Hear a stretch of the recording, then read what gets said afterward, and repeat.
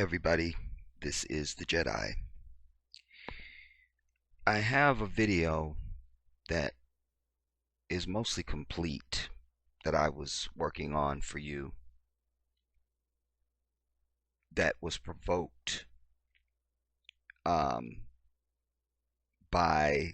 this video that's going around now of Kamala Harris, where she articulates that, she's not, people are leaving it saying, she said she's not trying to do anything for black people. That's loosely it. And so I had to break that all down for you and really bring you back to center. The video is involved, it's profound. I'm bringing documentary evidence, archival clips and things, and that led me down the road to reparations. It's very involved. All right. But I decided to take a break from that because it was getting very cerebral. And well, let's see, today is Thursday, so inshallah I'll have that out for you at before or at the weekend. All right, so definitely be checking for that because it's going to be wide ranging as far as its coverage and its in-depth analysis. I get into a lot of things in that video, y'all, because it's organic. Y'all know I flow, and so sometimes, all the time, the work creates itself because you'll get to something and you're making a point about something, and then, well, then now you got to do this too because this is related to that, and that happens a lot with me because, as you guys know, I'm always interested in bringing you a complete thought, a complete analysis on whatever it is we're dealing with. Let's deal with that and let's pick every pea on the plate apart. So that's no different. All right. This, in the interim of me just needing a break from that, is of its own relevance and importance because, and it's really a topic that's been on my heart for many years, even before Michael died. And I just was recently exposed to something that said, you know what, let me just do something about this right now. And so what I've come to do, the foundation of this piece, is you always hear people say, well, Michael owned the Beatles catalog. Not only is that statement inaccurate, it's insulting. I'm going to use the word here, disgusting, and it's incomplete. And as soon as somebody says that, it represents a lack of knowledge and intellectual laziness. You see, we always have to classify the not knowing of something now in this age as a lack of intellectual a lack of intellectual curiosity, because literally you can know something in the snap of a finger. It's really like that. Like, I'm not even exaggerating. So that makes me sick. Also, we are in the midst of this whole Leaving Neverland, this documentary that has been done, again, trying to assault our king. I remind you that Michael Joseph Jackson is the most famous human being ever to walk on the planet we call Earth. There's no other human being that's ever existed that has been more famous than this man. Not even prophets from God can make the claim, sadly. This dude is the most famous human being ever known to humanity and the greatest entertainer the world has ever known. All right? But what you need to understand is that Michael was not just some Peter Pan nose, Disney dude. You see, he was highly astute. And one thing that I loved about him was he was very intellectually curious. I share that with him. If it's knowable, I just like to know it. I just like to know it. I'm on an arc of life from my mother's womb to the cradle of the earth, and whatever I can know in that arc, I'm interested in it. So Michael was the same way. And you don't come to earth and be in a business that is your entire identity and your bread and butter and not know something about it. He wanted to know everything. And for all these artists out there today that, and I was inspired by Michael Jackson and Mike. I hate when they say Mike. That I don't know why that sends me into a seizure when I hear that. I seizure as soon as I hear that, and I'm not even epileptic. But for the moment I hear that, I have grand mal seizure. There it is. But if they were really a fan of Mike, oh my God, bring me my medication, nurse. Then they would also study his business acumen as well. And sadly, so many people were distracted by his physical appearance that they couldn't see the true the heart. But particularly for African people, Michael was in a unique position to see our true identity in its expression across the earth, because he was global. But it was clear to me, as someone who watched him very closely, that Michael was on a trajectory to upset white supremacy in a way that it hadn't been challenged since it's existed. You understand? And they saw it too. You could go back to the video for Black or White, when at the end Michael turns into a Black Panther. After he's just been dancing around talking about it doesn't matter if you're black or white, doesn't matter if you're black or white, doesn't matter if you're black, but then boom, at the end, Black Panther. After the whole dancing on the car, exhibiting violence. We had a big laugh at that when that came out. We was like, is Michael being violent? Is this violence from Michael? Is this violence from Michael? And so, but at the end, he turned into a Black Panther. You see, they begin to see rumblings there. Then, I would even go further. When he released the song Liberian Girl, I don't want to get too cerebral in this, but you need to go and understand what Liberia is and was, what its history is and all that.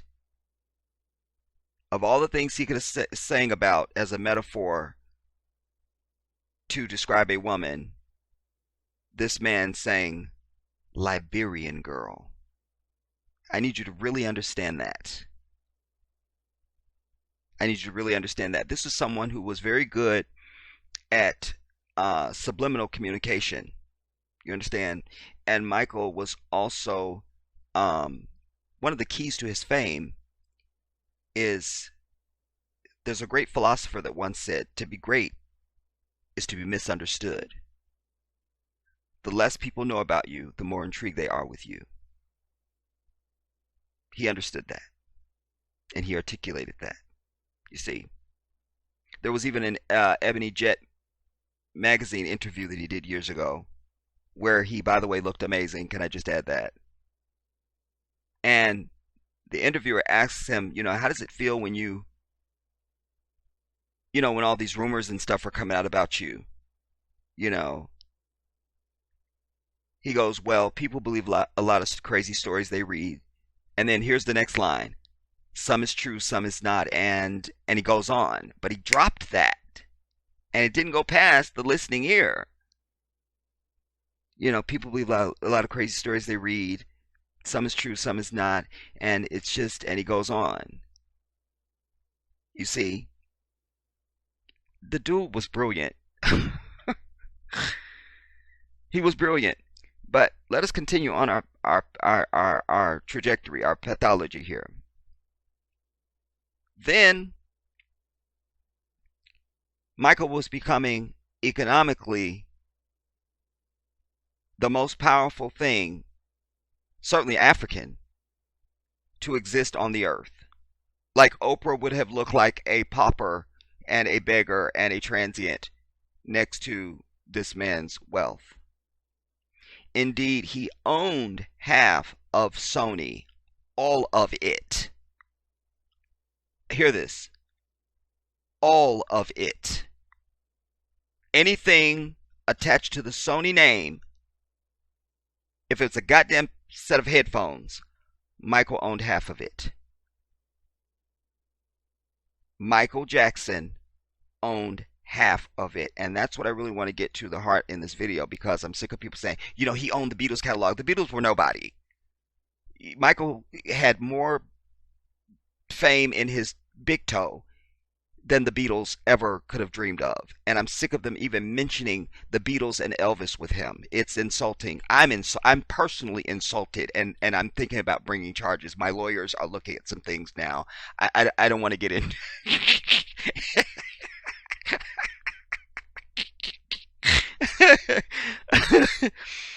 I don't want. I can't get it. I don't want to get into it. All right, my lawyers, just know that my lawyers are looking at some things. Are looking at some things right now, and I can't get into it. I can't get into it. All right, but he owned half of Sony.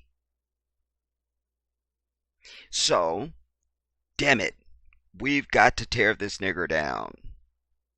Quick, bring child molestation charges. Now, the only shocking part about Michael Jackson's trial is not that he was innocent, because he was innocent. No problem there. You see, the problem, the curious thing I should say, is that he was found not guilty by an all-white jury. So that's where they made their mistake, because they assumed and pre-calculated that white supremacy, as it always does, would go along. They didn't need to interfere or try to interfere with the judge or the jury. You're talking about very powerful people, because money represents power in this nation, everybody. That's real. So it would have been very easy for them to get to the judge, to get to the some of the jury members or something. Okay, why is this dragging? I don't know what's happening. Let me take that setting off.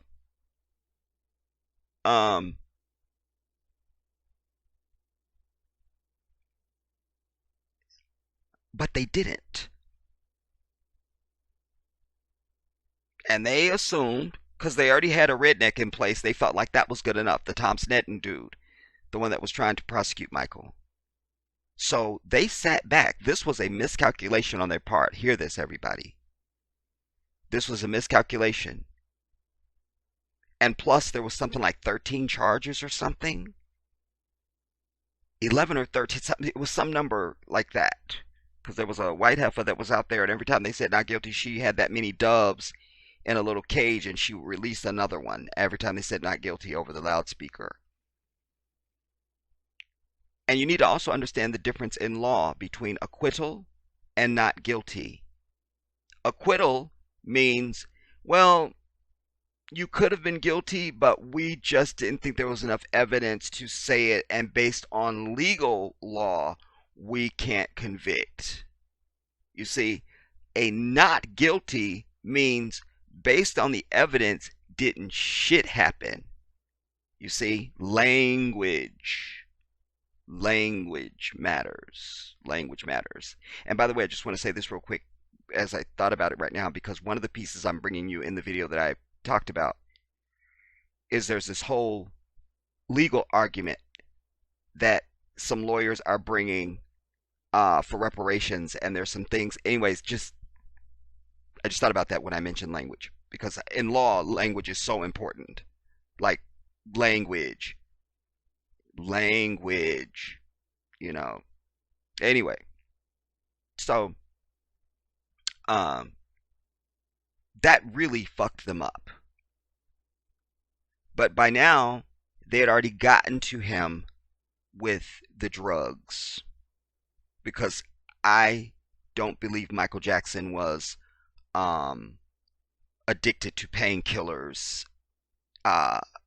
from the time he had been burned. I don't believe that, because I studied this man. Remember, I was an impersonator. I impersonated him for years and made a lot of money doing it.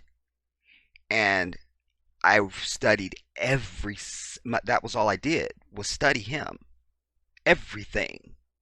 Everything. Like even this on your screen right now, just that hand right there, how he would do that, I'd probably do that for 2 hours to just perfect that hand and that expression and that gesture. You understand? Until it looked just like him when I looked in the mirror or I saw it on video. It had to look exactly like that.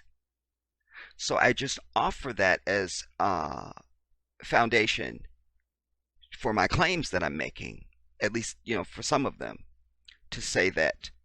And not only that, if you look at the footage of him being burned, it's the perfect yarmulke. You know how Jews wear the little cap, the Orthodox Jews wear the little cap, and that's called a yarmulke. It looked like a yarmulke. If you didn't know he had just been burned, and after the fire had been put out, and when you saw the spot, it was the perfect yarmulke. The rest of his hair was there. You understand? So, I never believed that, because of the level of performance that he was at, the level of energy that he was at. I saw him 3 times with my own eyes. I was in the building with this man and saw him on stage for 2.5 hours, killing it. Killing it. You understand? This is someone who never even wore monitors in his ear. Everybody's got to have a fucking ear monitor now. They got the little monitors in their ear.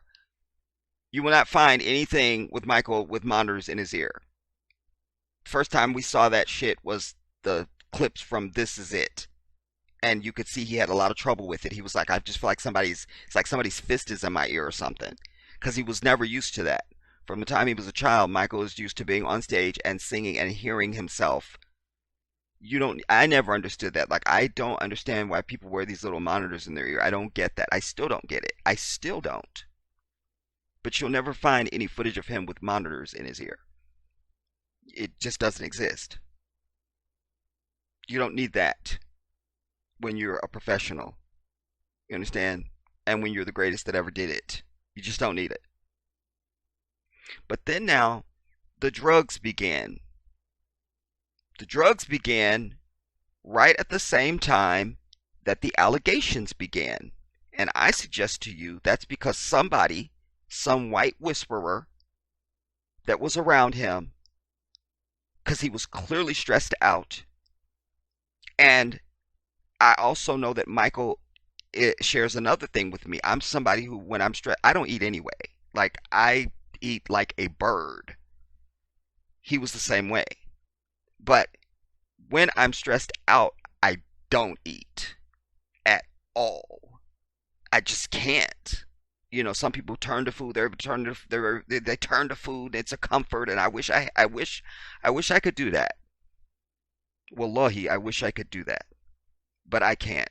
It's just never been a part of me. And he was the same way. So I offer that because I'm sure there was a white whisperer around to say, well, Michael, you're, because he was so stressed out and not eating. I'm sure there was people saying, this will help you rest. This will help you whatever. This will help you. You see, I'll tell you a personal story even that just comes to mind. I was in California for the 94 earthquake, and the epicenter was 2 blocks from my house. I lived on Sherman Way. The epicenter was on a street called Wilbur. But because it was in the San Fernando Valley, they called it the Northridge quake. That just made it something the rest of the world could relate to, the rest of the country. That was some bullshit. Like, I'm telling you, I was there. I know. Anyway, when my building, because I couldn't live in my building, I lived on the second floor of a 3-story building, but there were other buildings that made up my complex. So I was on the second floor of a 3-story, and there were 4-story buildings as well. All right. After the quake, most of us were out on the sidewalk, and you brought all your shit outside. It was like a village, you know. And then eventually, some of us went to the Red Cross shelter. I was among those people. But when I tried to go back to stay at my building, I just couldn't. To this day, no matter where I live in the country, I can't live someplace where there's somebody above me or below me. I have to be in a single, story structure. It's just, I can't be under freeway overpasses. Like, I'm the dude you're gonna be blowing your horn at. I'm not gonna sit under a freeway overpass. I'm just not gonna do it. Anyway, I offer that because I had a panic attack, and I didn't know what a panic attack was in my life. I thought I was having a heart attack. And the night of the earthquake, or the morning of, I should say, because it was in the wee hours of the morning, I met a lot of people that I never saw that lived in my buildings. Because my building was right on the street. I'm in and out. I didn't know nobody, the whole time I lived there. But I start meeting neighbors. And there was this white heifer. She was a little older. And the day I had the panic attack, she was the one that rushed me to the hospital. But before that happened, I guess I was having pre-panic attacks or something, whatever. And she was like, "Here, you can take this." I wouldn't take anything. Because to this day, like, I'm afraid of medicine and pills. I'm afraid. Like, I just feel like you take something, you will die. I just always had that since I was a child. Like, ooh, don't take that or you'll die. You know. And anyways, but then I was rushed to the hospital. And they had me on the heart monitors and everything. And this is relevant, everybody. I'm making a point. All right. It's just I'm using my own personal story to make the point. So they had me on the heart monitors. I could see the monitor and everything. And I was having the attack again. I go, look, see, I'm having the heart attack right now. And then the female doctor was showing me. She goes, you see, it's not registering. She goes, because that's a panic attack. You're having a panic attack. So she says, I'm going to give you something that will help the attacks. Well, it turns out she gave me Valium. And it was the chick, my neighbor, who told me that's what it was. After I took it. And then she goes, well, she goes, that was Valium, and that'll help you relax, whatever. So I didn't really process it, because only time I heard that word, it was with like white women that I thought drank mint juleps and shit. I don't know. But anyway, I mention that because, and my panic attack went away, but I think it was more that I got out of the fucking building and refused to stay there. And I was staying with friends, and I slept in my car, whatever, or I slept in the Red Cross, the Red Cross shelter or whatever. I couldn't stay in my building. I couldn't. And I think that's why it went away. I don't think it was the Valium. All right. But I can imagine that there are people around him that said this will help, because he's the most famous person on the planet, and these charges are being made against you. He canceled his concert in the middle of the concert. Remember, he was on tour when those allegations first dropped. He was on tour and he canceled his tour because that will stress you out. And I know there were some white whisperers going, Michael, this will help you. And therefore, whatever they gave him set up a dependency in his body. I had to learn this because one of my uncles was an alcoholic that I used to resent when he was alive. And I learned something about addiction that helped me to understand, oh, he had to drink. And one of my sister's ex-boyfriends that she was with for many years, he was an alcoholic. He used to say, he said, because they used to call me Dancer. He said, Dancer, I got to have my medicine. And I just thought he was just being funny. But that was really a correct word. He needed that just to be normal. So I learned that too late. I learned it too late. I learned it too late. But I forgave my uncle in death. I forgave him. But I mentioned that just to say that so therefore there could be a dependency that is set up with Michael. Plus, he's somebody who's definitely had plastic surgery done. I would assume after you have some kind of plastic surgery, they're going to assign you some kind of something for pain or something. I would assume. I mean, I don't know how major what plastic surgery is considered. You know what I mean? Like, is it it's surgery. Like, they're going to cut on you. So I don't know. Anyway, I'm just setting up a premise to say that I could see where then maybe he was even on something that he was under control, but these powers that be may have come in and said, make sure he gets this instead. I could also see, late night visits to homes of doctors that see him and say, we want you, here's a check, make sure that you give Michael this, blah, blah, blah. All right? I can imagine a scenario.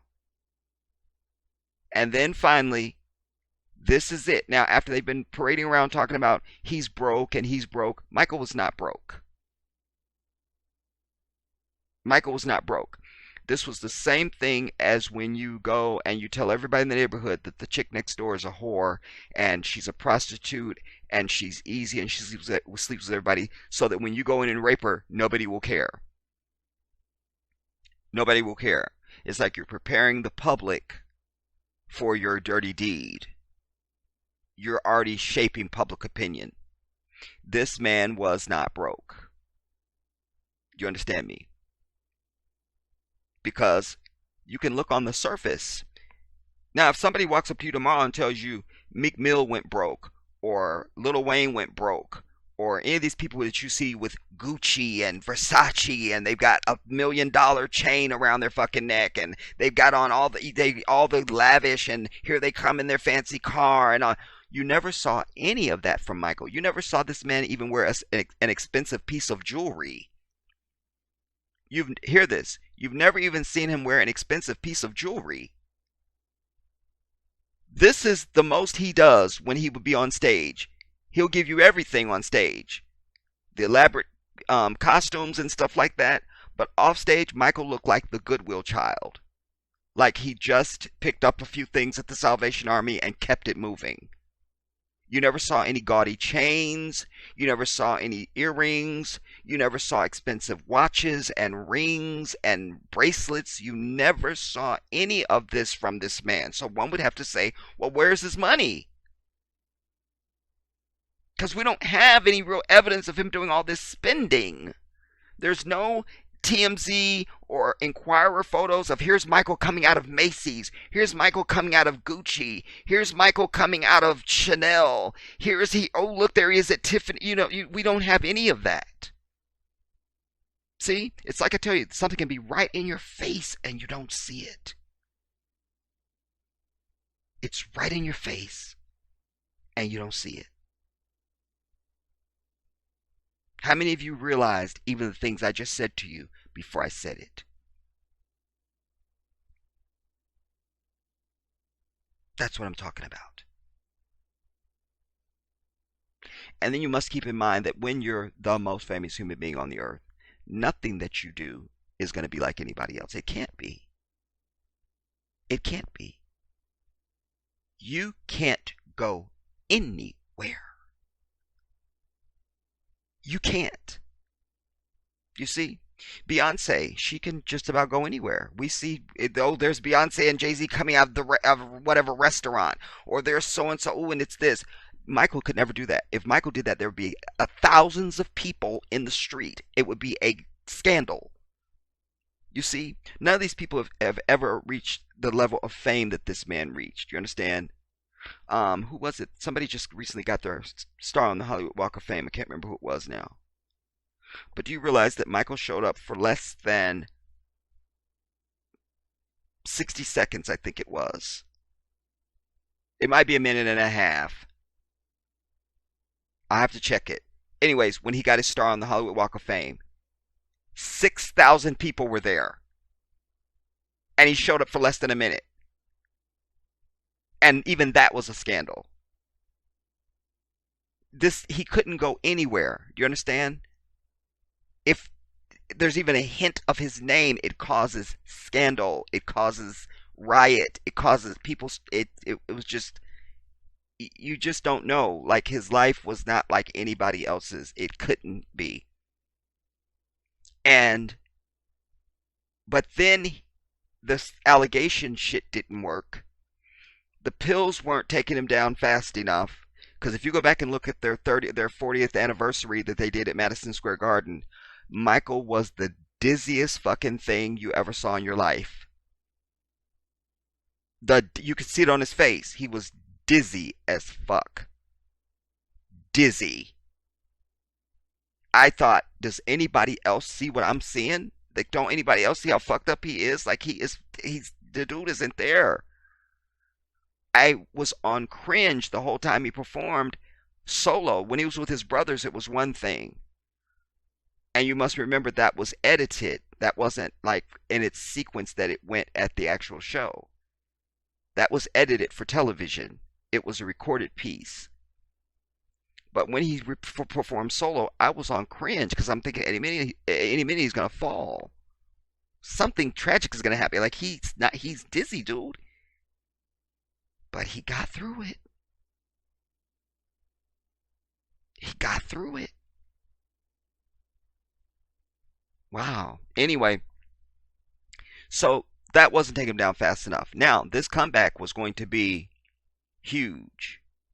You understand? Not to mention, I'm sure there would have been some sort of a live compilation that they would have sold from the live performances of him on stage, like a live album type thing. But he had already positioned himself where he owned half of Sony. This man owned Eminem. Do you understand? Funny, Eminem tried to make fun of him in a fucking video when Michael owns your fucking publishing, bitch. Oh, think about it. He owned Babyface. Anybody that's ever done anything at Sony, Michael owns half of their ass. Do you understand me? There's a video that you're going to go and watch. I'm not going to link it. I'm going to show it to you, and you can know what the name of it is. You're going to go and watch it. This is it. Taj and Marlon Jackson speak out against Leaving Neverland documentary. It's on The Breakfast Club. All right. They're not in the studio. They're on the phone. And they go into some of this. You understand? He even owned the James Bond theme, everybody. Like, stop with the Beatles bullshit. Don't even mention them. You see, then you'll be ahead of the class when you're talking to anybody. They'll be saying Beatles and you'll be naming all this other shit and they'll go, whoa. You see, and instantly you will be the smartest person in the room. Why? Because you have listened to the Jedi. Thank you, thank you, thank you. Please stop it. Please, please take your seat. Stop it already. Stop it. Stop it. All right. And so we're going to delve into that. You see, but that's your homework. Taj and Marlon Jackson speak out against Leaving Neverland documentary. All right. It's only a 10-minute video. All right. That's what you're going to go and watch and hear the information that they are giving with regard to what I'm discussing now. All right. So that now This Is It was going to be the biggest thing.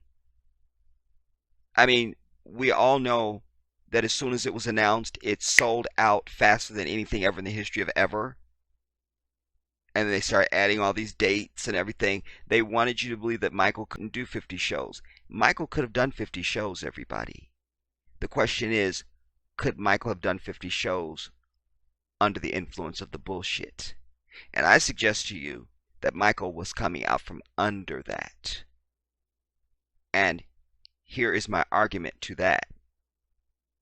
Because what I have understood, and shout out to Lisa Cabrera, because this was one of the provocateurs some time back. Like, she was doing a whole thing on, because, white folks are dropping dead every 5 minutes from opioids. Just a little gift from God. Just a little gift from God. Anyways, and so she did a lot of stuff on the opioid crisis and all that stuff, and it had me do my own work. It provoked me to, follow up on some things that she discussed, and then one thing leads you down the path to something else, and down the path to something else, and and there you go. Anyways, and so one of the things that we know, or I know, is Michael was having trouble sleeping. Well, one of the issues with opioids is you only have insomnia. What did it say? Fuck, can't remember. All right, check this behind me, y'all. Sweep behind me. I always say sweep behind me any damn way. But my recollection is that you only have insomnia. Insomnia is one of the things that people go through if they are not on the medication. Yeah. All right, I'm not a doctor. All right. All right, I'm being told in my ear. I actually was a doctor 4 years ago, and I've forgotten. Okay, forget that. Forget that. You see, you're getting off into something else. You guys are insinuating things that we're not even discussing in the video. All right, I can't work like this. All right, settle down. Anyways, so the fact that he couldn't sleep says to me he was not on the shit. And that's why Dr. Murray was giving him everything under the sun, trying to knock him out. Like, go your ass to sleep. You see, and Michael was saying, put me to sleep. But something else went on in that house. Because when you go back and you look at the house where he died, that's a big ass house. I don't care who you are. It's no way you can know who's in that house at all damn times and who's not. You can't.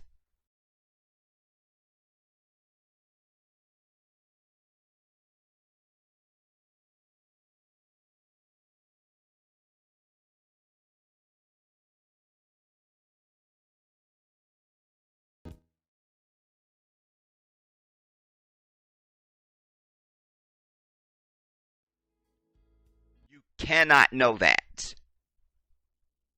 You can't. You see? Not to mention, it was right across the street from a house that Elvis had. That's something else. I don't want to get into it. So something else went on to take this dude out. Was Michael very gaunt and skinny from everything that I could see? Yes. From This Is It. And I can also tell you, without blinking, that there's a portion of that This Is It footage where where they're saying it's Michael Jackson. It's not Michael, everybody. Yes, most of the footage that's there is Michael Jackson. But I promise you on everything that I love that there's a lot of that shit where it's not Michael. Because they know what I know about you. Give you some curly Q hair coming down and a glitter glove, and you scream Michael. I know the man in detail. I promise you, for any amount of money, you could test me on this. Put a silhouette up, put anything up, do anything, whatever you want to do. I will pick Michael Jackson out. I will. Because it was my business to know him. You understand? If you just show me a person and you blur them out, I just see them walking, I'll tell you if that's Michael or not. His walk, his run, anything you're going to do, I know this man. And so there were people in that This Is It piece that were not Michael Jackson. Was not him. Not him. I wish I had seen the piece recently and I could cite scenes for you and go and watch the part where they're doing X, Y, and Z. That's not Michael. You know, I'm not prepared to do that now because I don't have it fresh in my mind. So he owned half of Sony. And we want to now understand, what does that mean? All right?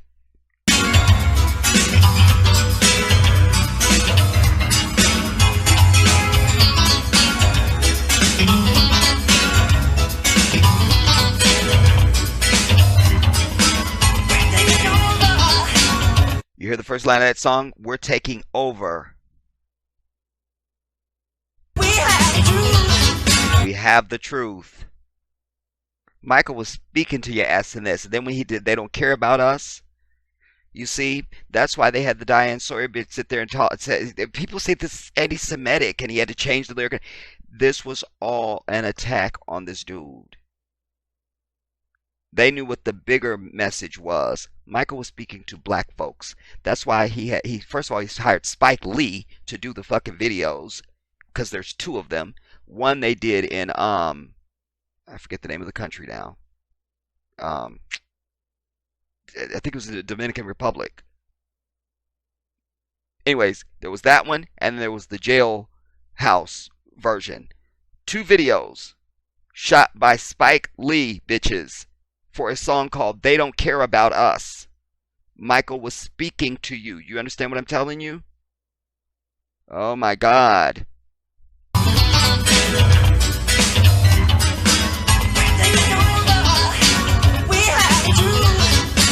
This is our mission.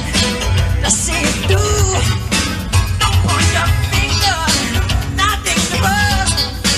This is my planet. You're one of us.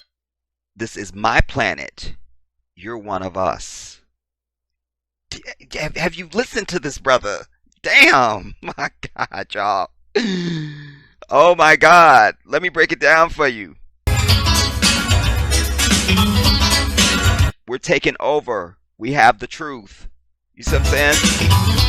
He's talking about self-discovery, the waking up of a people. This is our mission. This is our mission to see it through. Let's see it through. Don't point your finger. That's dangerous.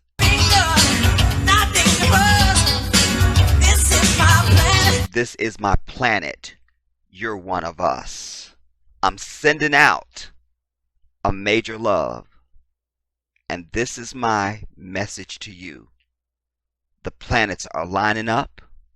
They're bringing brighter days. They're all in line waiting for you. Michael was talking to his people. You're one of us. We're sending out a major love.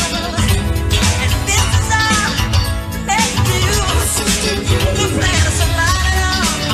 We're bringing brighter days. They're all in line waiting for you. You're just another part of me. The brother was talking to us. I'm not going to get off into this. Let's move on. Damn it. I'll start with this little tidbit since I mentioned it in my opener. All right. Jackson buys Eminem's rights. Eminem rights. Michael Jackson now owns the rights to Eminem's back catalog after his partnership company, Sony, purchased the publishing company Famous Music for $370 million. So just to help you understand that, Sony purchased the okay, it's not going to work. All right. Sony purchased the Famous Music for uh, the publishing company is called Famous Music, I presume. All right. They purchased it for $370 million. Sony did that. So Michael automatically owns half of that. You see? He owns rights because what? He owns half of everything Sony's going to ever slap their name on. Doesn't matter. Music or non-music. You understand what I'm telling you. All right? So that's why it says Jackson buys Eminem rights. Period. Michael Jackson now owns the rights to Eminem's back catalog after his partnership company, Sony ATV, purchased the bullshit for $307 million in May of 2007. Huh? Understand this. You got to go where the money is, everybody. You got to go where the money is. Then, of course, there's this. Paul McCartney and Michael Jackson in 1983. Jackson shares of the rights to many Beatles songs has been purchased by Sony. The Sony Corporation has announced it will pay Michael Jackson's estate $750 million for his 50% share of Sony ATV Music Publishing Company. You see, that's just the music, though, everybody. Again, I want to keep hammering that he owned half of anything with whose name is Sony. You see what I'm saying? God damn it, if you understand my voice, your last name is Sony. God damn it, Michael owns you. I said it. God damn it. God damn it. All right. So let's get into some more meat and potatoes. All right. Now this is from Variety. All right. Our date is July of 2017. Michael Jackson's estate and Sony extend MeJack administration agreement. All right. Sony Music Publishing and the estate of Michael Jackson today announced a long-term extension of Sony's worldwide administration of Jackson's MeJack music catalog. Terms of the deal were not disclosed. Of course they wouldn't be disclosed. But that opening line tells us volumes. Damn it. All right, I can't highlight just this for you. Damn it. Urgh. So anyways, what does that mean, Jedi? Well, read it now. It says, Sony and the estate of Michael announced a long-term extension of Sony's worldwide administration. You see, if you're the administrator, that means you are presiding over somebody else's shit. I walk into a building, you're standing there, I go,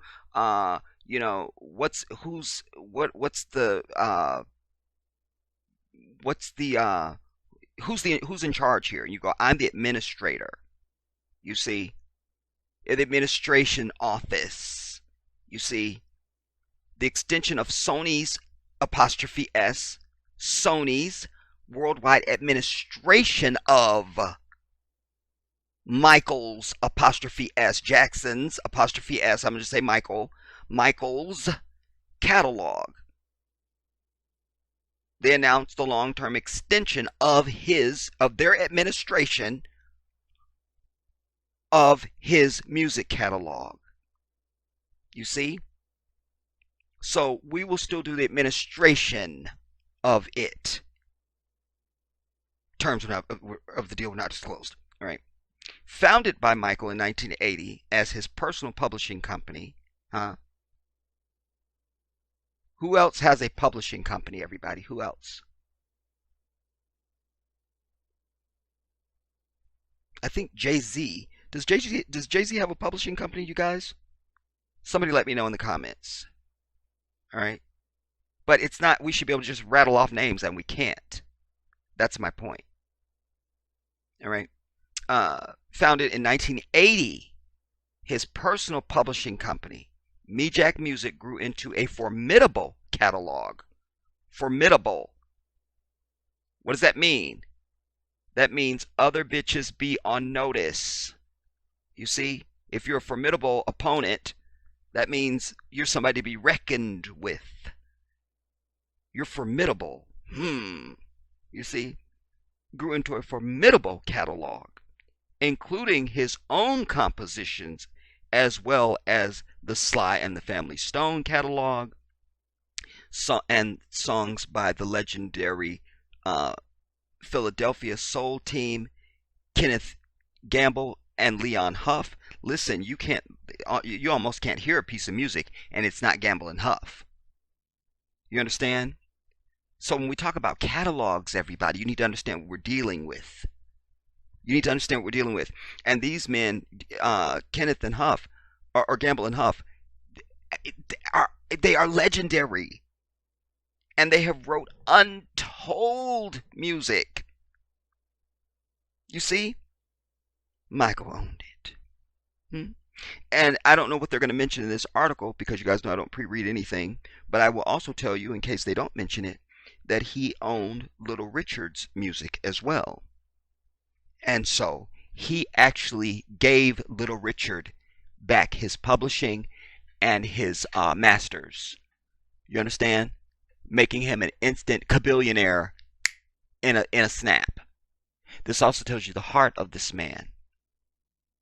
Because everybody else would have and did sit on it. Just somebody else owning your shit. Think about that. Somebody else is just owning your shit. Well, when Michael got into his hands, he gave it back. That's who he was. You see? No headlines about that. No headlines of Michael charging Little Richard several $100 million for his own shit and all this. He gave it to him. Don't tell me shit. Don't tell me. That's what I'm saying. Kenneth Gamble and Leon Huff, as well as songs made famous by other artists such as Ray Charles, Elvis Presley, and Aretha Franklin.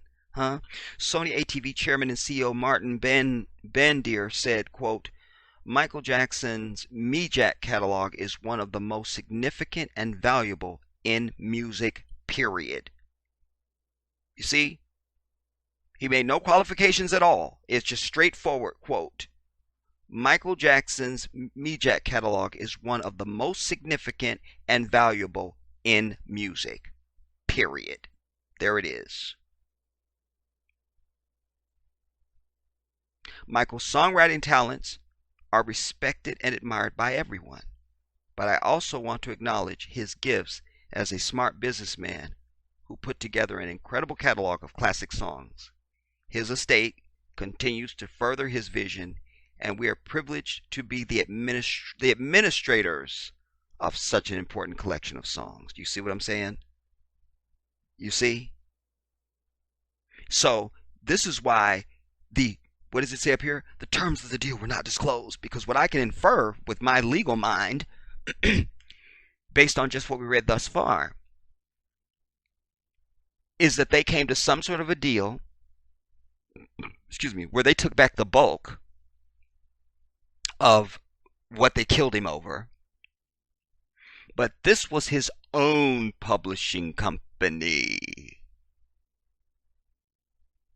And it was what? The most formidable.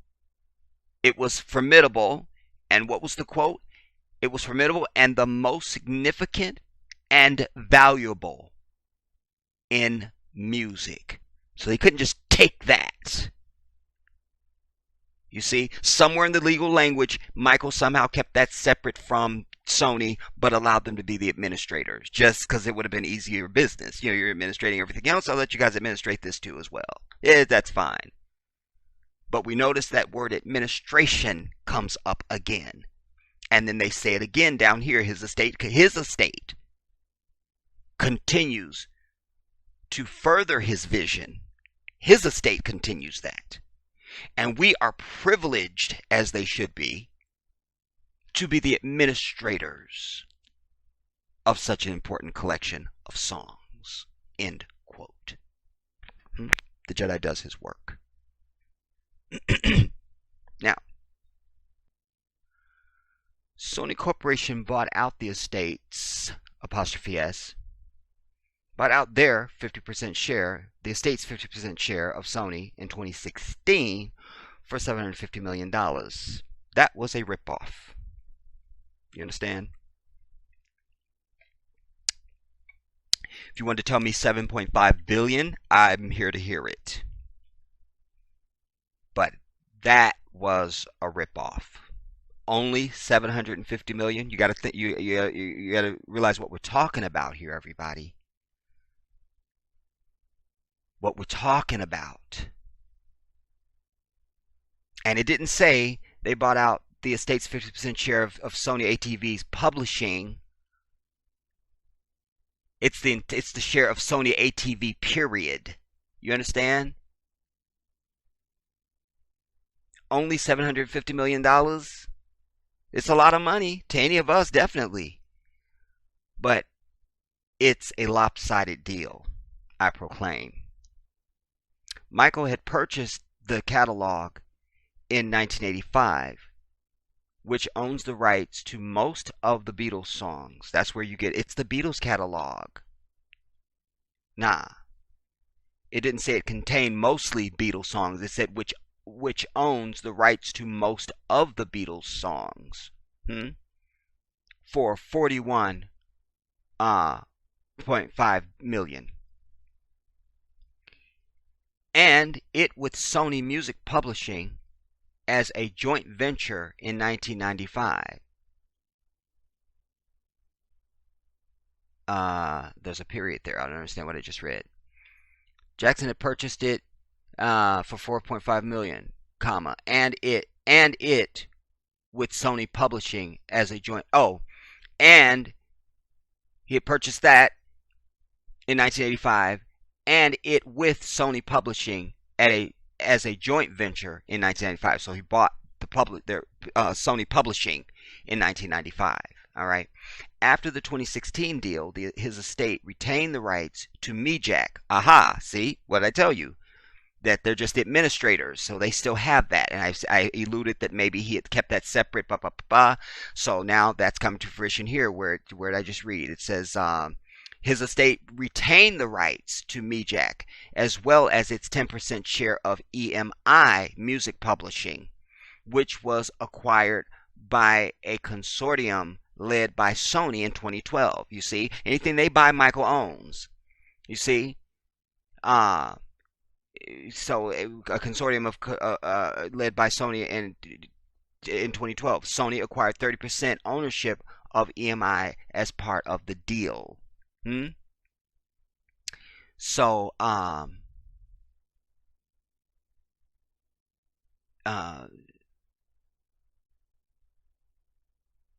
okay, yeah, all right. Now, so sources tell Variety that the remaining 60%, which is held by a consortium of investors, including Abu Dhabi-based Mubadala Development, Ginwell Capital, Blackstone Groups, apostrophe S, GSO Capital Partners, and David Geffen, is up for sale with Sony as the likely buyer. Mijak, that's Michael's publishing company.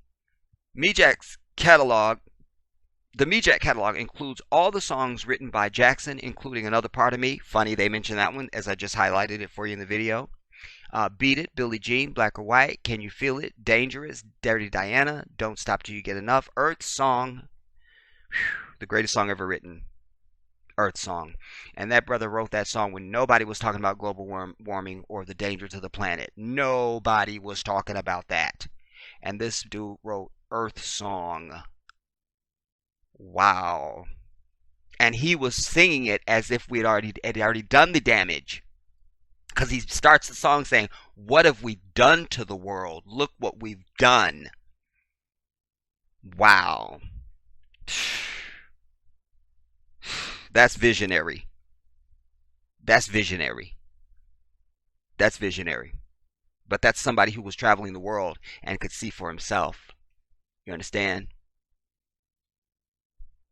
Nobody was talking about global warming. Now it's all the thing now. It was not on the lips of anybody. Heal the World, I Just Can't Stop Loving You, Jam, Scream, Smooth Criminal, The Way You Make Me Feel, They Don't Care About Us, Want to Be Starting Something, We Are the World, and Say, and The Girl Is Mine. The latter two of which he recorded with failed ass Paul McCartney. Michael's first acquisition in 1983 was the catalog of Rock and Roll Hall of Fame artist Sylvester Stewart, aka Sly Stone.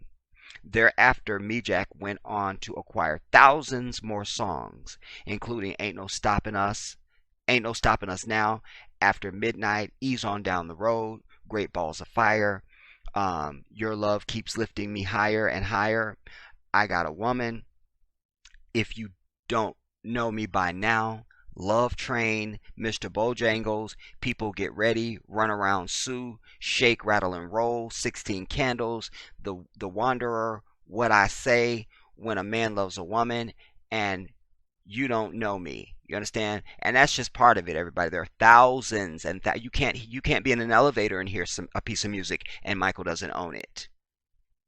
Literally. Literally. I need you to really hear that.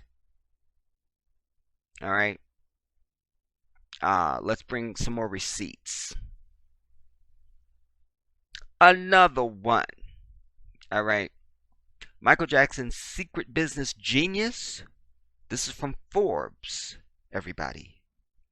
In 2010, Michael Jackson earned $275 million.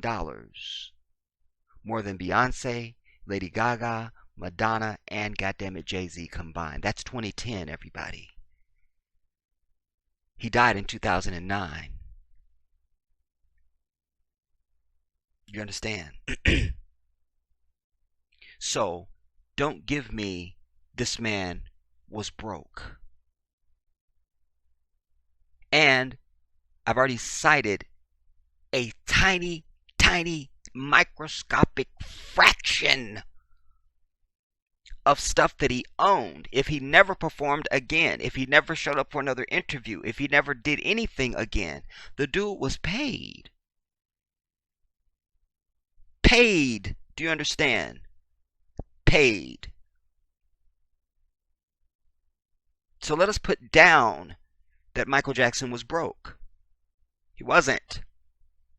And let us put down that Dr. Murray murdered this brother.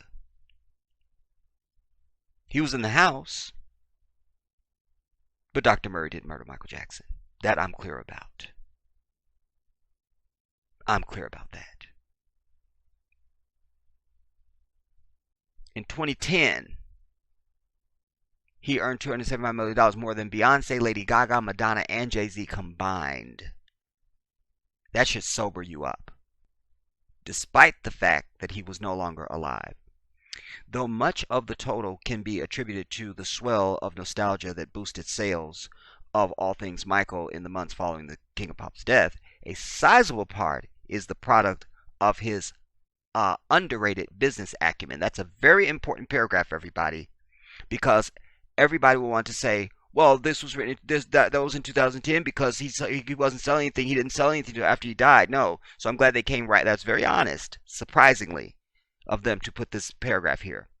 Though much of the total can be attributed to bitches showing up after he died. I'll just translate. Comma. A sizable part is the product of his underrated business acumen. You understand? Which has nothing to do with his death. So he still would have been in the hundreds of millions. You see? To be sure, Michael's spending habits could put a Russian oligarch to shame. That's not true. I already cited for you. You know, where's his garages of exotic cars that he collected, everybody, like we see with some of these other dumbass people? Where's that at? You see, Where's his collection of, you know, shoes and jewelry and shit? Michael was not a materialistic man. You don't need me to tell you that. The evidence is right out in your face. You don't need me. You understand? Um, he blew the profits from sales of 750 million records on extravagancies ranging from $10,000 a night hotel stays to the construction and upkeeping of his sprawling Neverland Ranch. Just a second. Just a damn second. $10,000 a night hotels are nothing when you see these people coming out with $50,000 chains and bracelets and all, and nobody says that they're overspending. And the fact of the matter is, most of these hotels, if they knew it was going to be Michael Jackson, they were going to comp it for free any damn way. Simply because Michael Jackson chose to stay at their damn exclusive hotel. That's the way it works with celebrity. You don't have to be Michael Jackson. Most hotels you stay in, you're not going to end up paying for it. You're just not.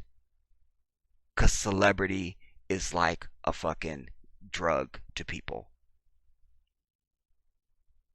So throw that out. The sprawling Neverland Ranch. Well, Oprah has the Promised Land out in the same area where Michael lived at. That same neighborhood. You understand? And nobody says anything about that. Nobody, and that's not even her only home.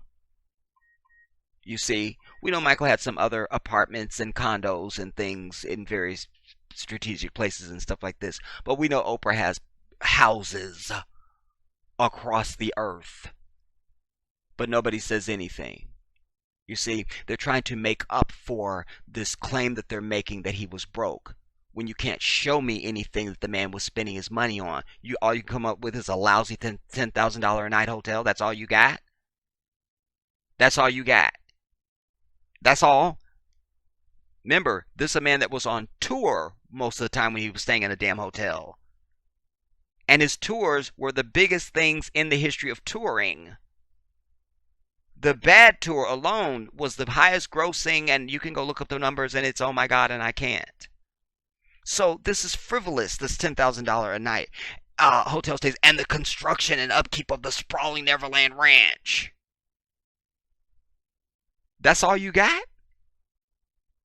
That's it? Because listen, corporations pay. You don't have to be a corporation. I was watching the Profit on CNBC, and one of their latest stories, there was a winery, like they call themselves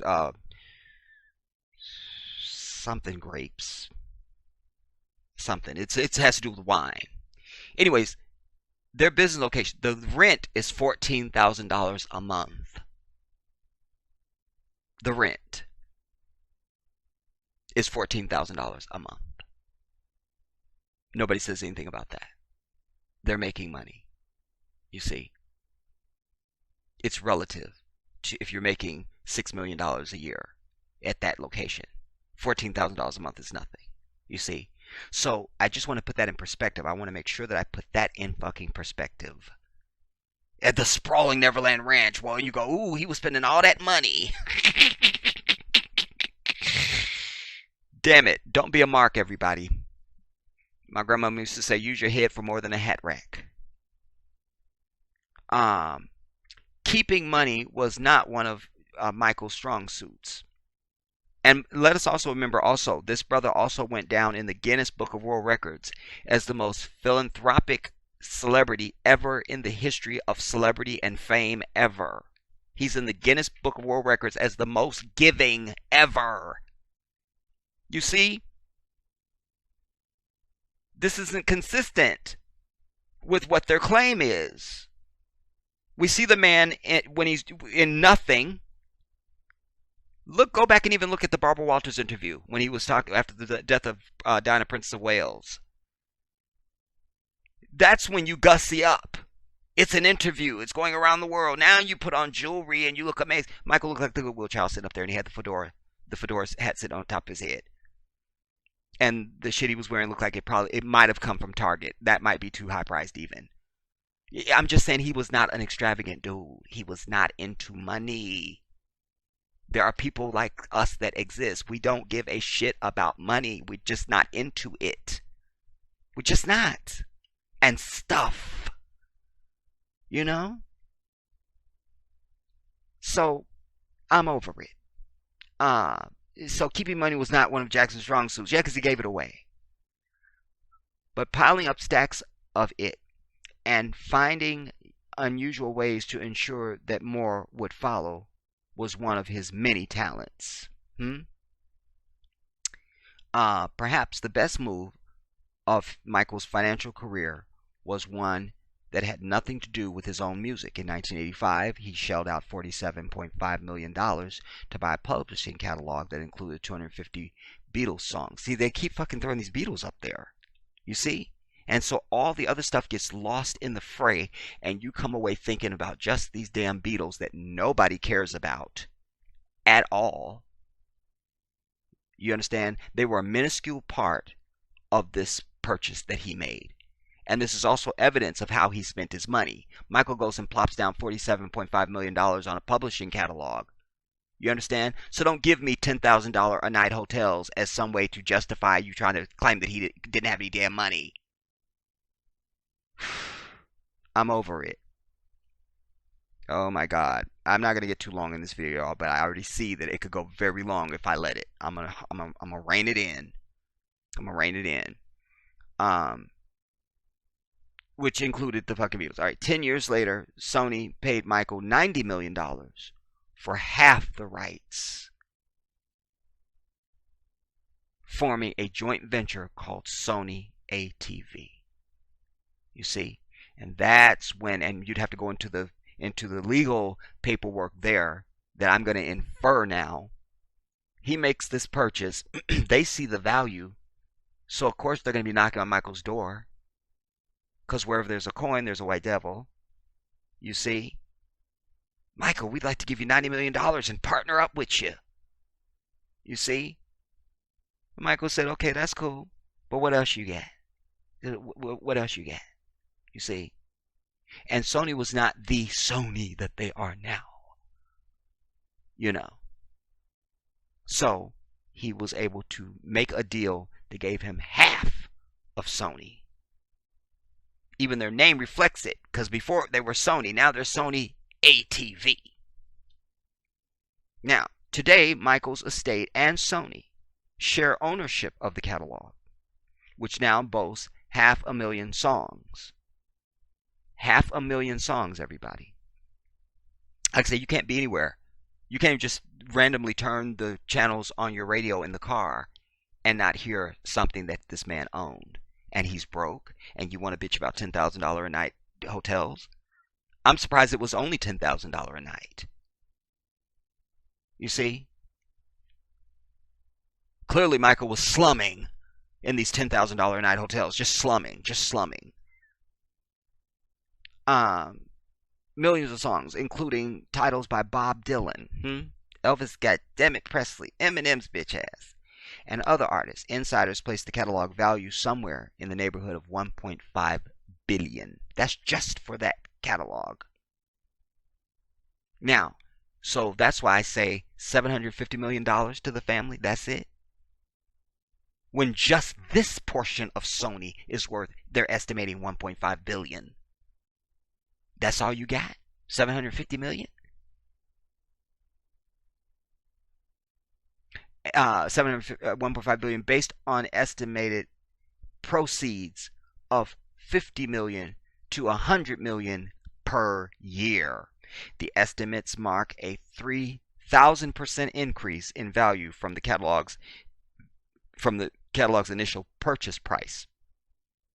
Better than 1,650% return on Class A shares of Warren Buffett's Berkshire Hathaway since 1990. 1990. Can't say that without saying that. You see? Here is also in front of you, my people, motive for murder. Greed is always a motive for murder, you see? And certainly when you're dealing with a black man.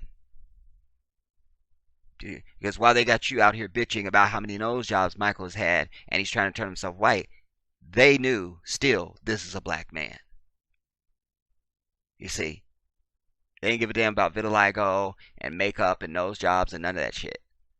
They knew they was still dealing with a nigga who had a black father and a black family. You understand? Wow. You know, it's interesting, just as a side note to share to you, anybody has ever seen him live in person, like I say, I saw Michael 3 times for his Bad tour. And it's not until you're in a room with him and you're watching him with your own eyes for 2.5 hours that you, because before that he's just Michael Jackson. And oh my God, it's Michael. But as you see him walk around the stage and move around and just the incidental stuff that you would never see watching him on TV, you go, that's a brother. That's a black dude. I mean, even though you know it is, you go, oh, yeah, he black. Yeah, Michael, yeah. You know. His blackness comes through so clearly, is what I'm trying to say.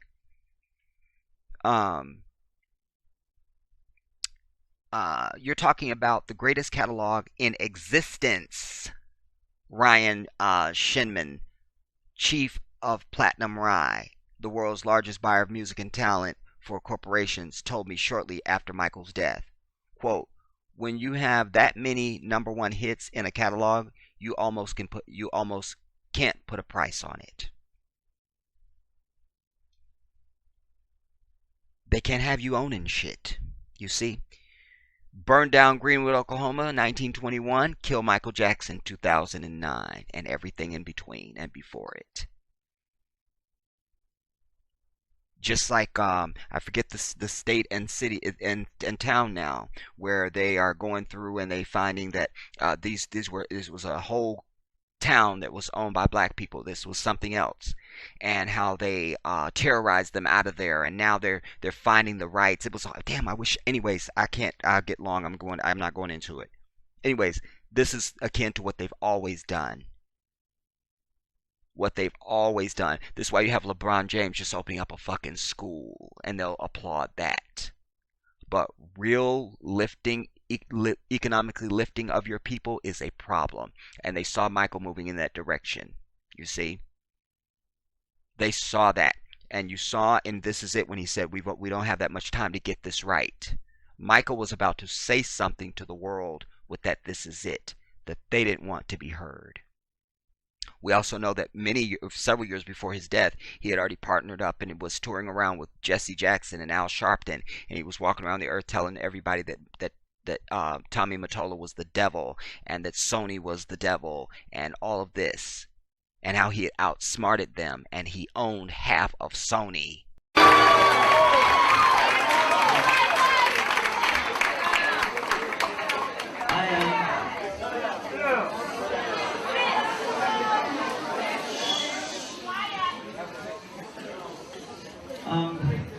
I'm not going to talk too long because we have the demonstration at Sony, as you know.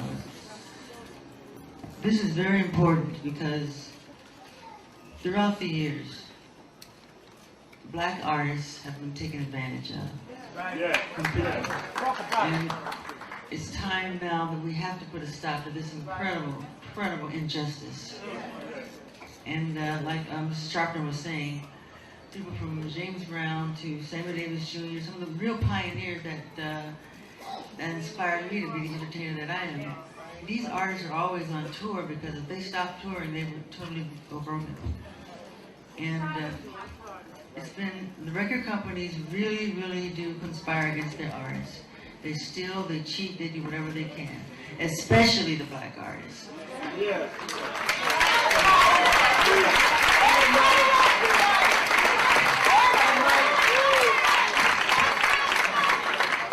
Yes, and Sony, Tommy Mottola, the president of the record division. He is a mean, he's a racist, And he's very, very, very devilish.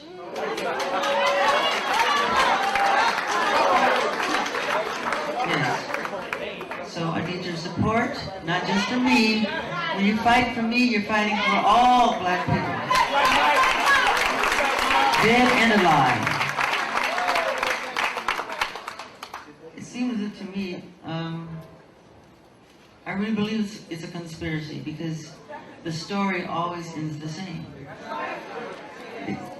We pioneer, we innovate, you know, at the end of the story, you know, it's not an accident. It's happened on purpose. So we have to put an end to it forever. Yes, sir.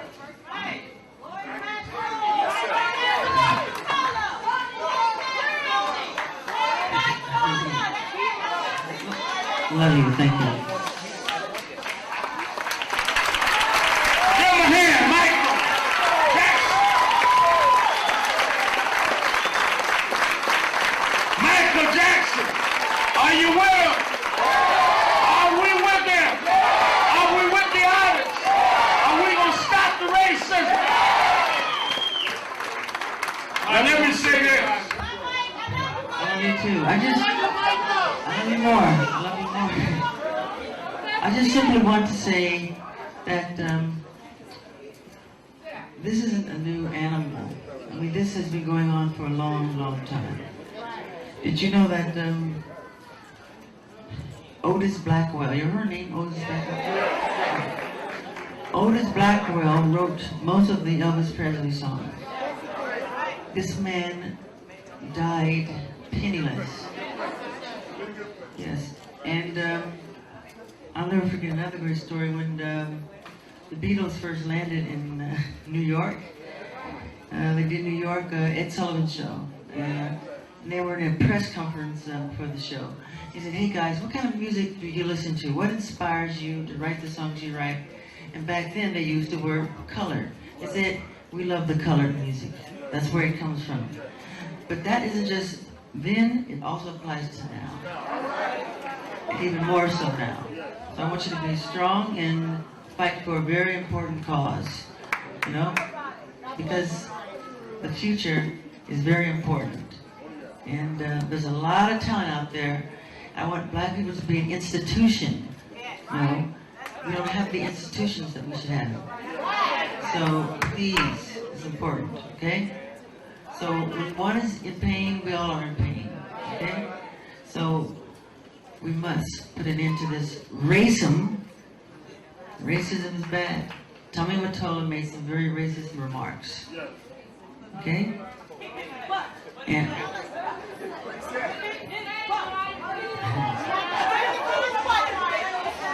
what you told him already? You want to say it? Well, what he said was to one of the artists who work at Sony. He has a contract with the company, and he called him a fat black nigger. And I can't deal with that. You know, it's wrong.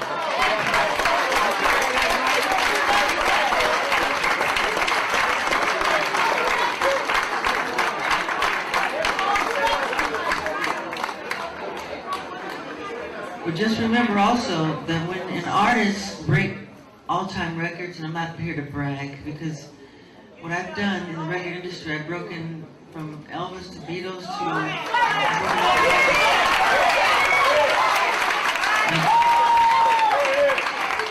to this day, Thriller still is the largest selling album of all time.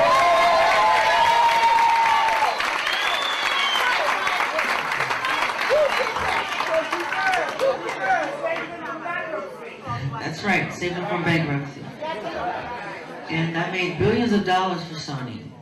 And what they did was really terrible. And not just to me, but some of their other artists too. You know, from George Michael to Mariah Carey to, you know, yeah. He has got to go. He has got to be terminated. I want to thank Reverend Al Sharpton, without you, we couldn't have done this. You're crazy.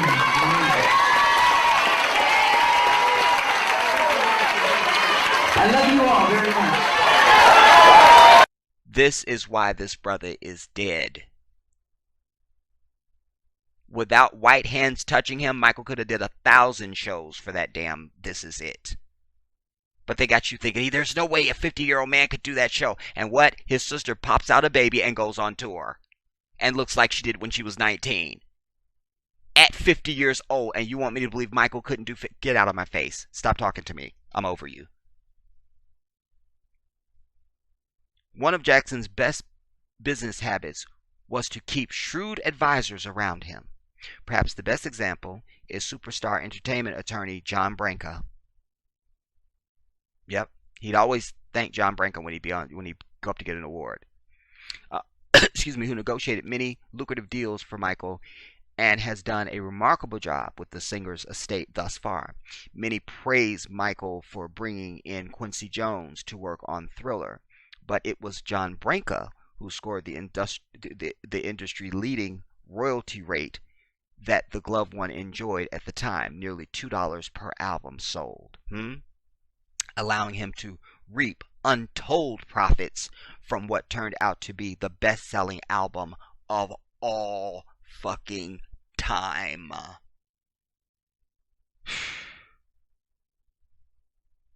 Wow.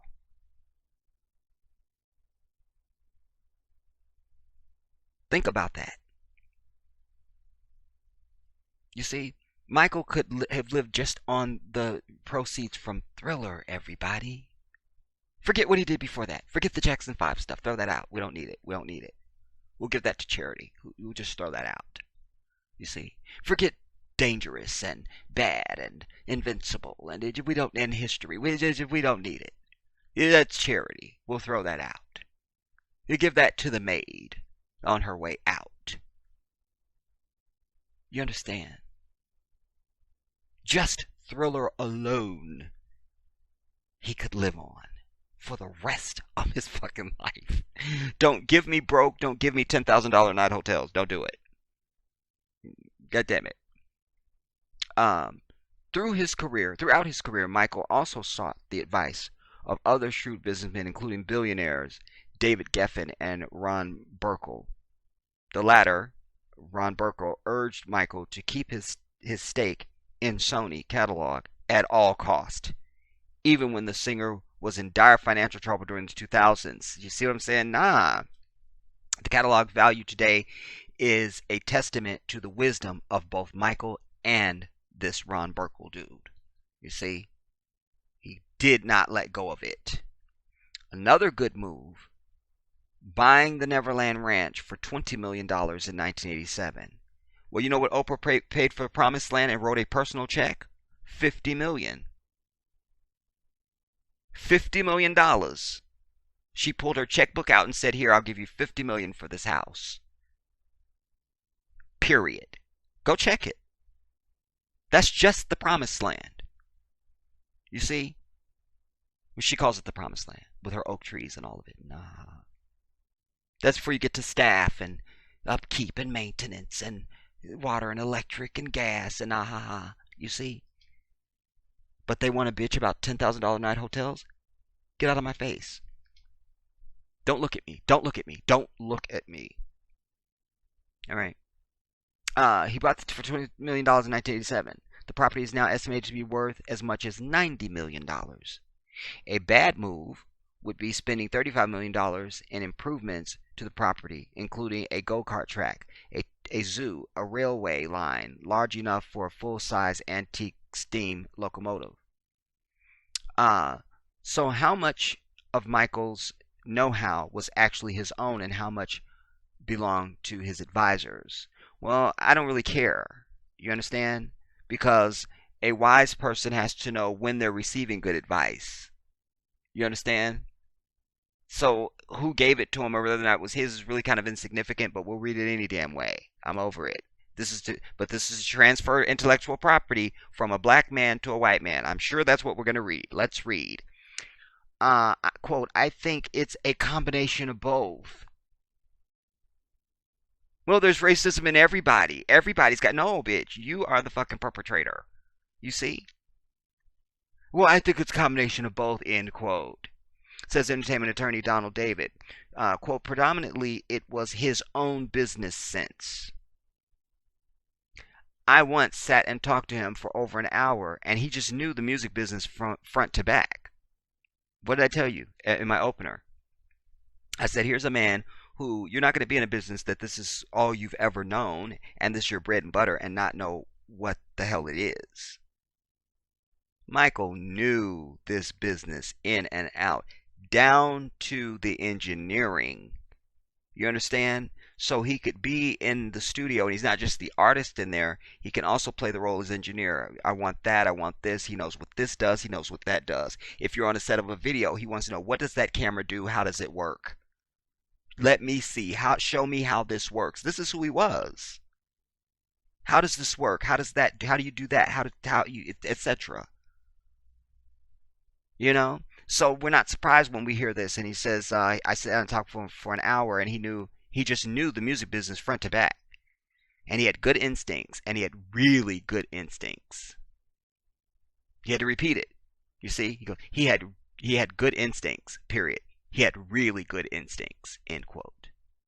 The eccentric and often absent-minded demeanor that Michael exuded gave little indication of the mind on the inside, you see. He gave this projection that he was just this little timid guy who couldn't do anything, and I'd like to thank Quincy and my parents, and I can't be seen, and I can't, but Michael will slash your fucking throat in the fucking boardroom. Because he knew the business. He knew what was really good. So the eccentric and often absent-minded demeanor of Michael exuded little indication of the mind on the inside. Quote, he was not the kind of person people portrayed him to be, end quote. David explains, quote, he would play the game and use that high squeaky voice. Underneath it all, he was a very intelligent, very savvy individual, one of the smartest artists I've ever dealt with, end quote, and period. Point blank and the period. Unfortunately for Jackson, his spending habits, here they go with this lie, vastly overwhelmed what financial shrewdness he possessed. Well, but they're not able to show us an inventory of his overspending, everybody. They've only cited $10,000 a night hotels and Neverland upkeep. What else you got? He owned the damn ranch. There was no rent to be paid. There's just upkeep. What am I missing? Where's the spending? Nah, they were ripping him the fuck off. I'm over it. You can't tell me a man who can be this savvy and this strategic about how to gain money doesn't know how to save money. Give me a break. Michael was giving money away. We know that. That we know. You see. But he wasn't dumb enough to give every single penny of it away. He still had to live. You understand?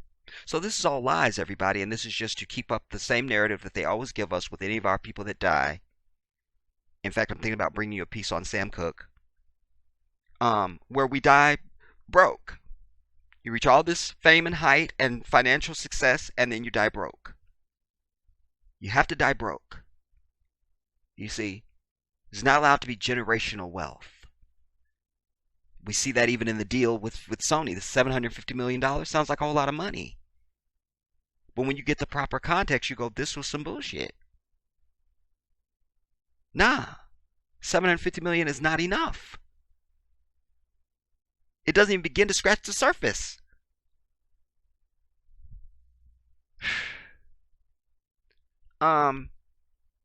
So throughout this, his spending habits overwhelmed his shrewdness. He possessed. I'm over it.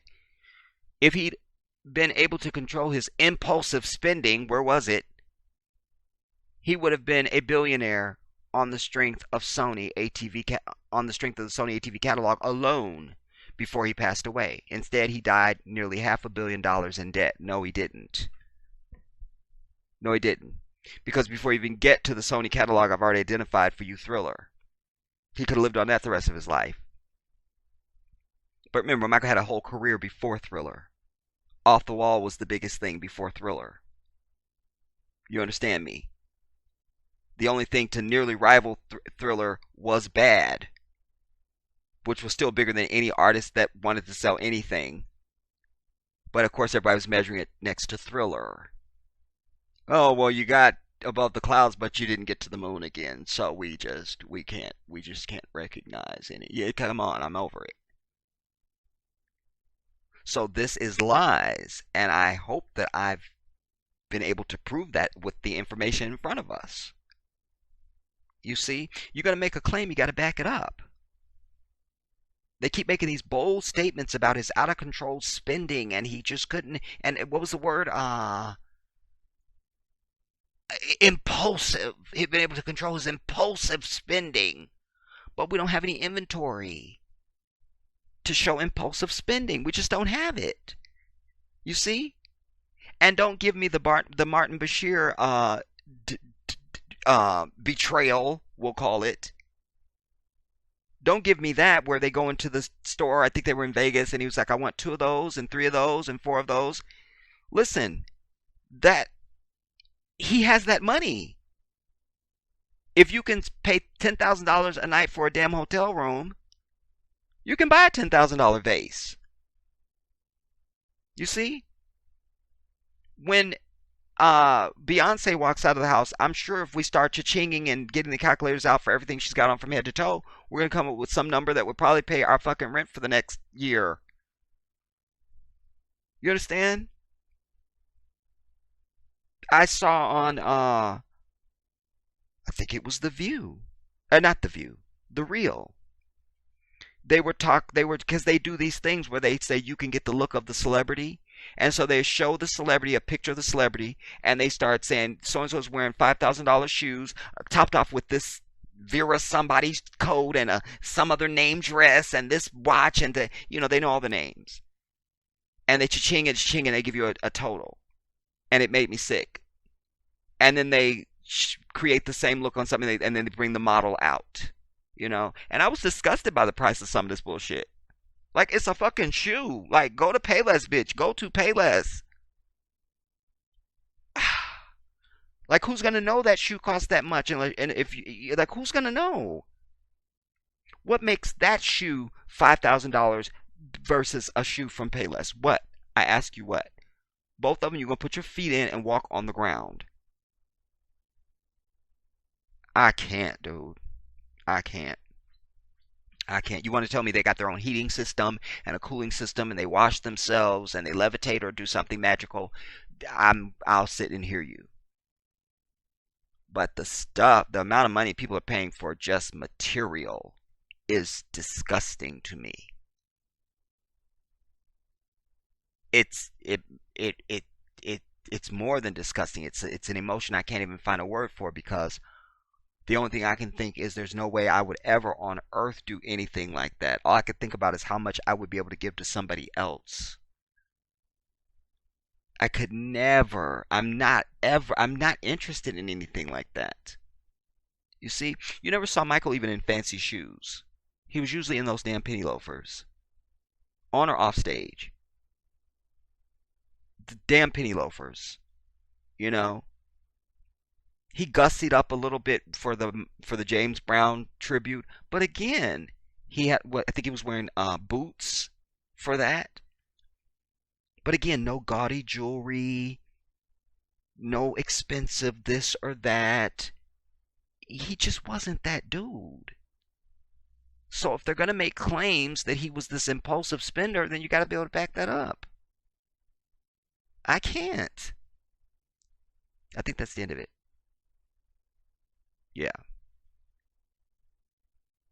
This man was not broke, and he was murdered. You understand? I could bring more receipts on this, everybody, but I hope that I'll do one more thing. I'll just do one more thing. See if I can get you even more of a list of some songs to just kind of just blow it out a little bit. And I'll see if I can do that. And if not, then we'll be over it and we'll be out. Okay. List of Sony music publishing artists. All right. That's even better because uh, it identifies people and not just the song, you see. And then here it is, you see. So you could go in alphabetical order, you know. Um, let's see who we recognize. Akon, there's Akon. Uh, and and by the way, too, you always notice when you watching an award show and they get up there thanking people, and Sony Music and Sony Music and Sony Music, boom, cha-ching, Michael, cha-ching, Michael, cha-ching, Michael. You see? Um, who else do we know? Angie Stone, goddammit. We're not gonna read all these, you guys. I just want to hit some ones just to leave an impression on you. Um, uh, duh, duh, duh, duh, duh. Africa Bambaataa, goddammit. B2K, Babyface, Backstreet Boys. Oh, there's a picture that comes up when you do them. Oh, I love that. Oh, no picture for B2K. They was too goddamn. They was too scandalous. Um, Beck, Beanie Man, uh, Billy Ocean, The Black Eyed Peas, Blondie, Bob Dylan, Bon Jovi, Boys to Men.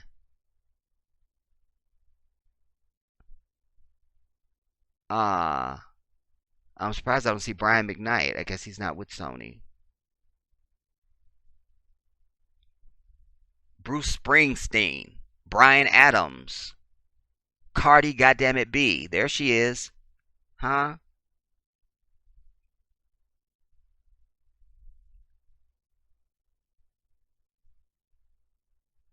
But anyway, so you get the idea. Cat Stevens, Celine Dion, and she has sold everything across that. She's the biggest selling female artist of all time. Uh, Charlie Pride, Cher. Um,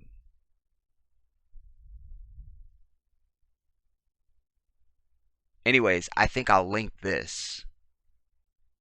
It's Cyndi Lauper, goddammit.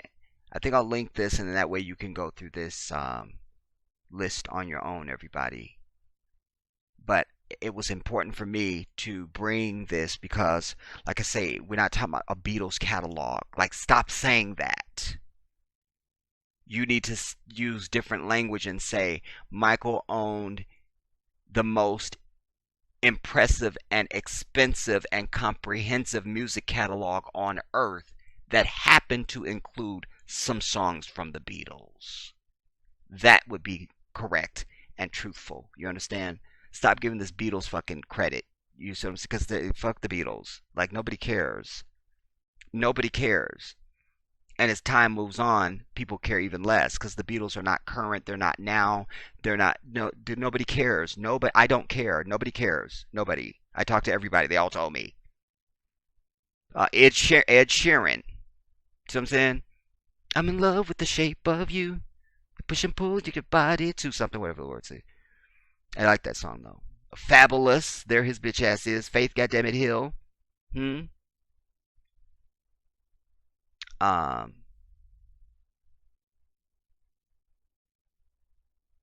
George Michael. George Strait. Uh. Gwen Stefani. You know. Hillary Goddammit Duff. Didn't know the bitch was an artist. India Irie. Maggie. Uh. James Brown. Jennifer Lopez. There her ass is. Goddammit J-Lo. Jessica Simpson. Uh. Joe Jackson. Oh, that's a different Joe Jackson. Moving on. John Legend. Like I say, Michael owned all of this shit. Do you understand? I mean, wow. Boom, there's Little Richard. Let me see if I can. I'm going to link this. There's Lady Gaga. You see? Man, I'm going to link this, everybody. But I'm going to see if I can find you a story that tells you about how Michael gave Little Richard his publishing. I think that's worth it here. Wyclef Jean. You see? Will Goddammit Smith. His kids look like he spit them out. You go, Will. Um, I'm tempted to read some more of these, you guys. I'm not gonna do it. I'm gonna link it. I'm gonna link it so you can read these. But I'm gonna see if I can find this story of him giving Little Richard his publishing back, and that will be our punctuation, and we will be done. This is a snippet, and I'm gonna find more. Uh, what Little Richard got? How much money from Michael Jackson? Many folks have called Michael Jackson many things, ranging from the greatest of all time to the worst.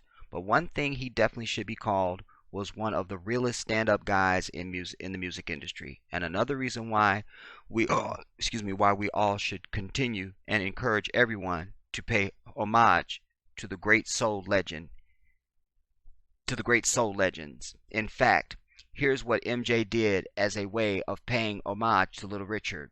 Word on the old school curb is that when MJ bought the publishing rights to the Beatles catalog, he was unaware that the Beatles owned all the rights to Little Richard's publishing, which then meant that MJ acquired all the rights to Little Richard's publishing. As soon as Michael found that out, he immediately gave Little Richard his shit. You understand?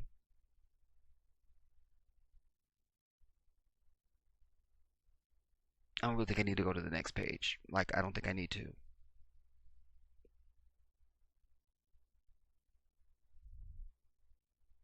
Um, gave Little Richard all of his publishing rights back because he believed that Little Richard deserved to be compensated for his hard work after having been disrespected by his record label for so many years prior to. According to Celebrity Net Worth, Little Richard's net worth is $40 million. So we're sure those publishing checks had a lot to do with that. As we all know, most solo artists were not getting paid when they were what they were worth back in the day, and Little Richard was caught up in that mix. So, and isn't it ironic to everybody, because nobody knew the Beatles. They used to worship Little Richard. He's the one that brought them to America. There's a whole backstory. You understand what I'm saying? Like, you would think they would turn their white asses around and say, here, thank you, in their fake British accent. Here, because you're why we exist. Oh my God, I can't. Um, so it's a beautiful thing to have had an artist like Michael in the music game who was willing to reach back and uplift the greats who paved the way for him. I love it. One thing about Michael is that he was not as soft-spoken as many have thought, and he was not one to be tested on any level. Don't believe us. Check out this extremely rare video of MJ telling a modest crowd of fans how much he ain't never scared of the execs. Okay, that you can see that on YouTube. It's because then you hear the British guy go, "Michael's going gangsta," because Michael was up there saying, they thought I was just thinking about music and dance. He goes, and most of the time I am. He goes, but they never thought that I would outthink them. And he tells the whole story. Like, I owe them like one more album, and I can give them songs I wrote a million years ago and 2 new songs, and I'm over it. I own half of Sony. He says that. One more piece, and we're going to be done. And that's Little Richard there, obviously not looking so fabulous. Um, Many folks call Michael Jackson many things, ranging from the greatest of all time, but one thing. Okay, then the other article we just read must have cut and paste from this.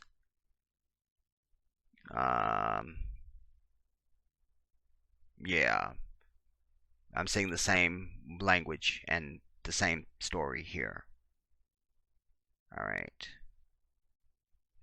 So, okay, I can't find anything, you guys. Some of the other ones that I was finding, they're just repeating the same thing.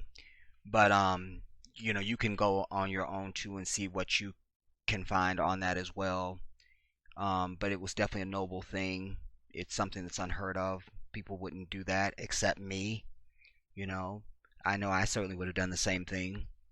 Um, and anybody that I knew that was living that had been disparaged and I had their shit, I would just be like, here's your stuff, dude. At least, especially to, I mean, it's particularly to black artists. You know what I'm saying? White folks would just be asked out. I'll just tell you that freely and openly. You understand?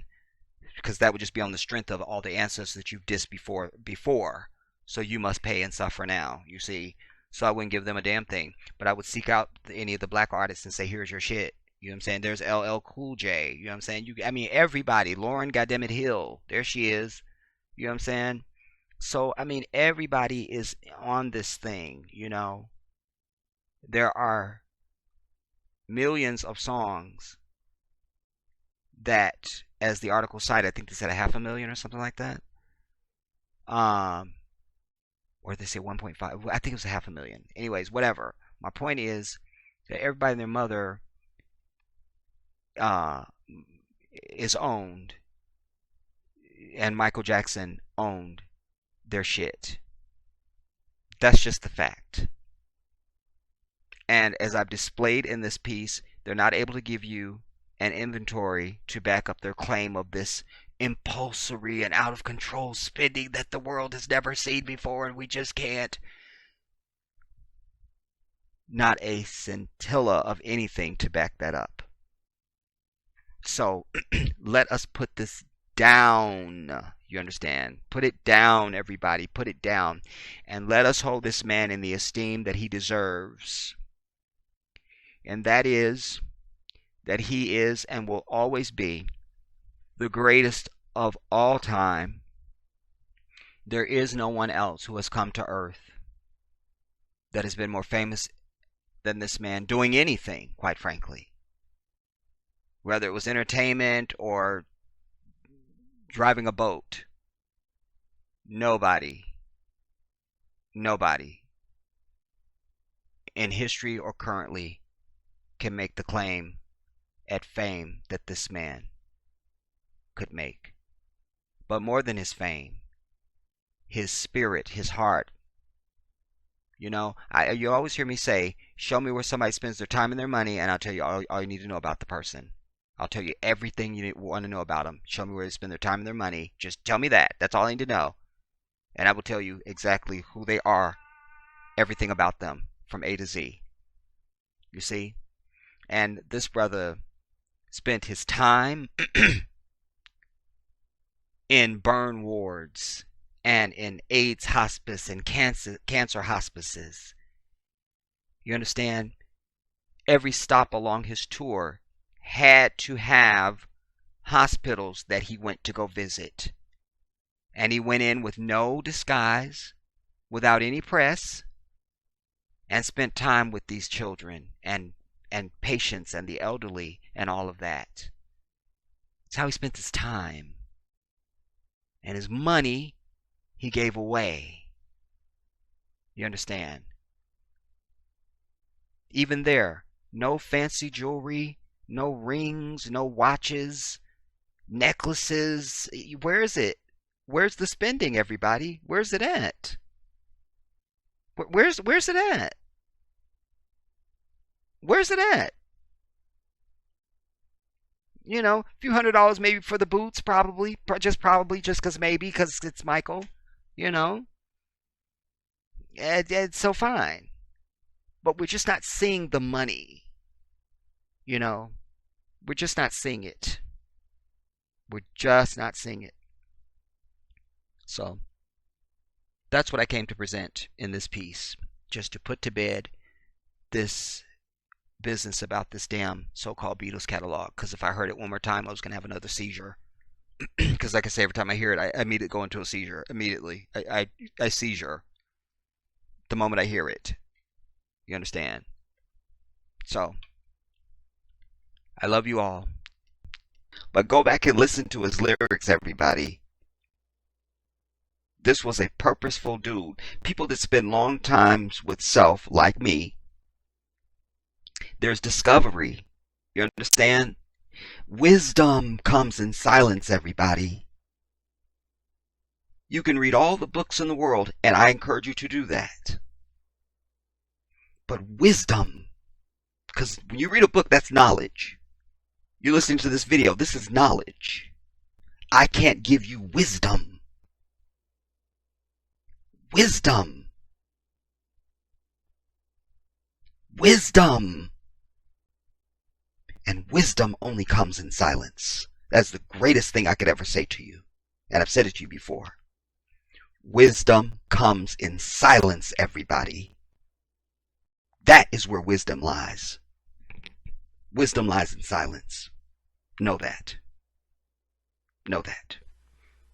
This is the Jedi.